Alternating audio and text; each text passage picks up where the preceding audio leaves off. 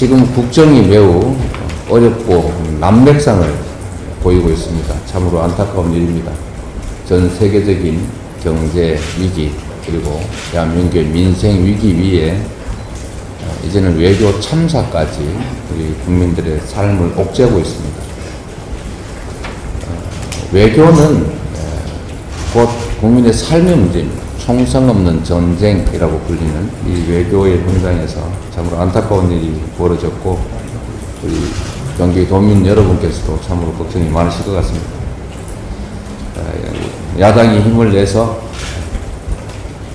잘못은 신속하게 바로잡고 또 바른 방향으로 함께 손잡고 나아갈 수 있도록 최선을 다하겠다는 말씀을 드립니다.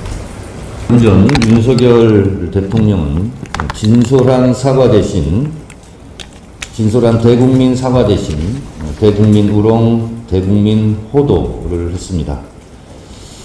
윤석열 대통령께 묻겠습니다. 말한 윤석열 대통령의 입이 문제입니까? 귀로 듣는 국민들의 귀가 문제입니까? 국민들의 귀가 잘못이면 국민들의 귀를 압수수색 하시겠습니까? Honesty is the best policy. 정직함이 최선의 정책이다 라는 말이 있습니다. 새겨듣기 바랍니다. 국민을 이기는 정권은 없습니다. 솔직하게 인정하고 깨끗하게 사과하시기 바랍니다. 홍준표, 유승민 전 원등의 동료들의 충고를 새겨듣기 바랍니다. 박진 외교부 장관, 김성한 국가안보실장은 경질하고 국민을 더더욱 혼란에 빠뜨린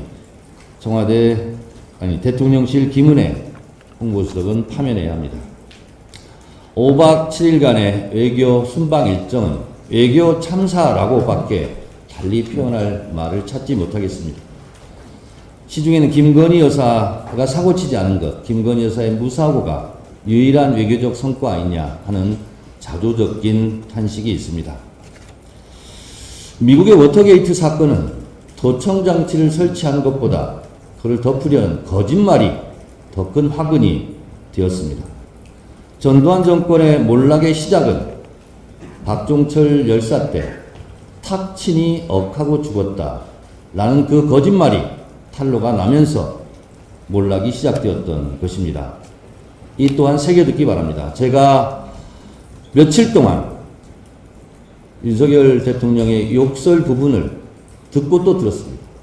가장 클리어하게 잘 들리는 것이 0.95배속이었습니다. 여러분 들어보시기 바랍니다. 바이든이 어떻게 난리면으로 들리는지 참 이해할 수 없습니다. 제가 그리고 여러 가지 문맥을 분석해 봤습니다. 이 XX들이 승인 안 하면입니다. 근데 거기다 또 난리면 이렇게 말하는 것은 굉장히 부자연스럽습니다. 만약에 난리면으로 우기려면 승인 안 해주고 난리면 이것이 정확한 언어의 흐름입니다. 그런데 만약에 바이든은 이것이 빠지고 이것이 난리면이 되면 뒤에 이어지는 X 팔린다의 주체가 또 없어지는 겁니다. 그러니까 거짓말을 하면 거짓말이 꼬리를 물고 이어질 수밖에 없습니다. 다시 한번 말씀드립니다. 깨끗하게 인정하고 진솔하게 사과하시기 바랍니다. 우리 음성학적으로 보아도 비읍과 니은은 너무 차이가 나는 발음입니다. 국민들을 난 놓고 기억자도 모르는 그런 국민들로 취급하지 않기 바랍니다. 지금 세간에는 패러디가 넘쳐나고 있습니다. 태극기 휘바이든 봄바람 휘바이든 태극기와 봄바람이 무슨 죄가 있습니까?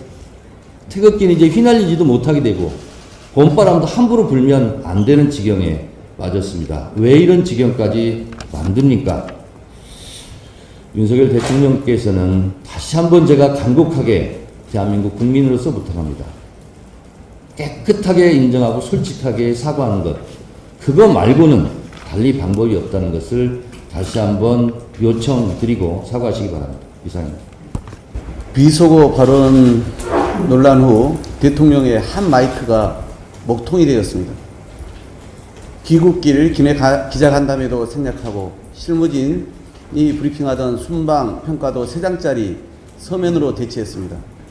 온 국민은 대통령의 진솔한 사과를 기대했건만 대국민 사과는 끝내 없었습니다. 대신 조금 전 약식 문답에서 사실과 다른 보도로 동맹 훼손하는 건 국민 위험에 빠뜨린 일이라는 기막힌 발언을 했습니다. 사실과 다른 보도, 진상이 확실히 밝혀져야 등 진실은 은폐하면서 언론을 겁박하는 적반하장식 발언을 이어갔습니다. 윤석열 대통령님, 정녕 국민이 두렵지 않습니까? 윤석열 정부의 실수와 준비 부족도 큰 문제지만 보다 심각한 것은 국민과 야당을 상대로 한 거짓과 기만입니다. 말 한마디로 천냥빚도 갚는다는데 대통령과 대통령실은 겹겹이 거짓말로 불신이란 감당 못할 빚을 국민께 안겼습니다. 다른 나라도 조문을 못했다는 변명은 반나절 만에 거짓으로 드러났고 흔쾌히 합의했다던 한일 정상회담은 온 국민의 굴욕감만 남겼습니다. 한미 간 48초 쇼츠 대화는 성과 없이 대통령의 비속어 논란만 빚으며 외교와 국내 정치 모두를 위협했습니다. 캐나다 순방마저 섣부른 거짓 투자 유치를 인용했다가 번복했습니다. 국민과 언론을 상대로 한 협박 정치는 민주주의에 대한 중대한 도전 행위입니다. 윤석열 대통령이 직접 해결해야 합니다. 스스로 논란이 된 발언을 솔직히 해명하고 국민께 사과부터 하시기 바랍니다. 민주당은 대통령의 실언에 대해 정쟁할 의사가 추호도 없습니다. 오히려 윤석열 대통령실과 여당이 나서서 국민의 청력을 시험하며 사슴을 말이라고 우기는 행태를 반복했습니다. 이번 순방의 총책임자인 박진 외교부 장관을 즉각 해임하고 김성한 국가안보실장, 김태호 제1차장, 김은혜 홍보수석 등 외교안보 참사 트로이카를 전면 교체할 것을 거듭 촉구합니다. 윤석열 대통령이 만약 오늘까지도 결단을 내리지 않는다면 민주당은 무너진 국민 신뢰를 회복하고 대한민국 외교 정책을 바로잡기 위해 내일 외교부 장관 해임 건의안을 발의하겠습니다. 아울러 국정에 무한 책임이 있는 여당이라면 반이성적 충성 경쟁에 몰두할 것이 아니라 외교 안보 라인의 문책과 전면 교체를 야당에 앞서 요구하는 것이 순리일 것입니다. 욕설 영상을 보면서 그리고 또 그것을 대처하는 정부 여당의 모습을 보면서 참 많은 생각을 합니다. 말도 안 되는 충성 경쟁을 하는 국민의힘 의원들, 그리고 사실을 가리려는 오늘 아침자 대통령의 발언을 보면서 정말 위험한 정부구나 하는 생각입니다. 그리고 그 위험한 폭주를 막기 위해선 저희 민주당이 잘 대처해야 되겠다, 그리고 국민들과 함께 해야 되겠다는 생각 다시금 합니다. 사실 이런 위험한 행태를 하고 있는 건 감사원과 검찰의 행태가 대표적입니다.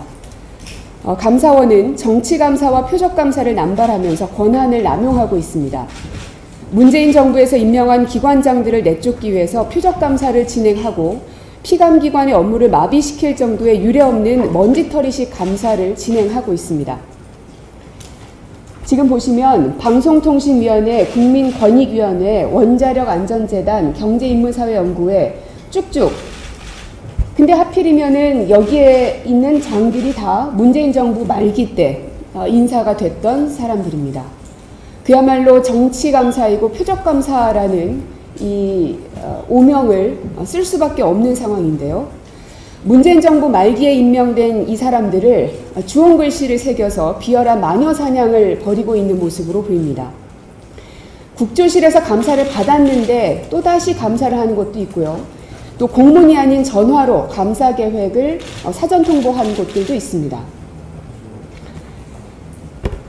뿐만 아니라 방송 장악을 위한 국민의힘의 이 노골적인 행태들은 갈수록 더 심해지고 있습니다. 이번 이 욕설 발언과 관련해서 MBC가 왜곡했다라고 권성동 의원이 얘기하더니 대통령도 사실과 다른 보도라고 하면서 결국은 또 이 MBC를 향해서 초점을 맞추고 있습니다. 한상혁 방통위원장의 추출은 말할 것도 없지요. 방통위가 압수수색됐습니다. 학자와 시민단체 전문가들에 의해 적법하게 진행된 종편 재승인 심사 활동에까지 강제 수사의 칼날을 들이대고 있습니다. 지금 정작 압수수색을 당해야 될 곳이 어디입니까? 거짓 브리핑을 밥 먹듯이 하고 있는 대통령실의 홍보 라인, 또 영빈관 신축에 878억이 들어간다. 누가 과연 결정을 했습니까? 또 문제성 인사들이 많이 있는데 과연 누가 그 배후에 있는 것입니까? 이런 것들을 밝혀내기 위해선 대통령실에 있는 검증 역할을 하는 공직기관 비서관실, 또 임명을 해야 하는 총무비서관실, 이런 곳들이야말로 압수수색이 필요한 곳 아니겠습니까? 정치적 독립성과 중립성이 생명인 감사원입니다. 더 이상 정치감사, 표적감사 논란을 일으켜선 안 될 것입니다. 견제받지 않는 권력이 칼을 함부로 휘두르면 민주주의가 후퇴됩니다. 그리고 결국은 그 칼에 의해서 스스로가 베어질 것임을 윤석열 대통령과 정부, 그리고 감사원, 검찰 모두들 잊지 마시기 바랍니다. 이상입니다.